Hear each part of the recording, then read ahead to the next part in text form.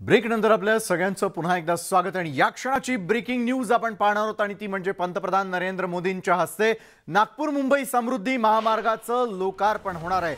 701 kilometre लांबीचा हा द्रुतगती मार्ग देशातला सर्वाधिक लांबीचा मार्ग ठरलेला आहे। तर समृद्धी महामार्गाच्या उभारणीसाठी तब्बल 55,49,000 मेट्रिक टन सिमेंटचा वापर करण्यात आलेला आहे।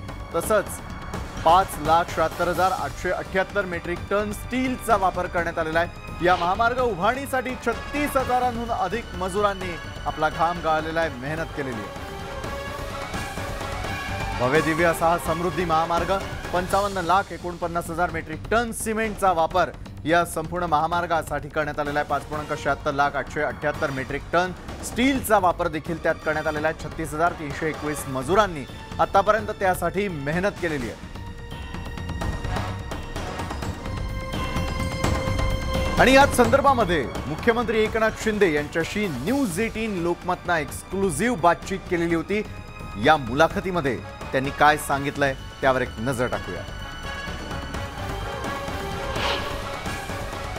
राज्याच्या हिताचा जो प्रकल्प आहे समृद्धी महामार्ग नागपूर ते मुंबई, हा जेव्हा देवेंद्रजी मुख्यमंत्री होते त्यावेळेस मी MSRDC खात्याचा मंत्री होतो आणि मग जसं मुंबई पुणे एक्सप्रेस झाला तेव्हा देशातला तो पहिला होता।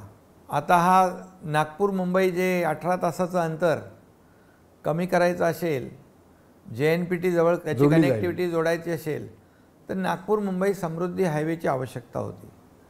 आणि मग त्यावेळी देवेंद्रजी मुख्यमंत्री होते आणि ते आम्ही ठरवलं, त्यांची एक संकल्पना होती की नागपूर मुंबई हा म्हणजे नागपूर मुंबई म्हणजे नागपूर ठाणे आणि मुंबई, म्हणजे तिकडे नागपूर इकडे ठाणे मुंबई।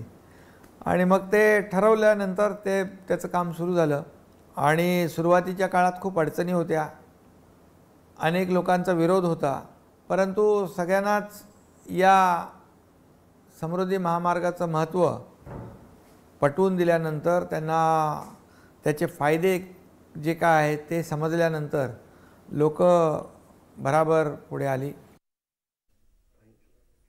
तर खऱ्या अर्थाने महाराष्ट्राला समृद्ध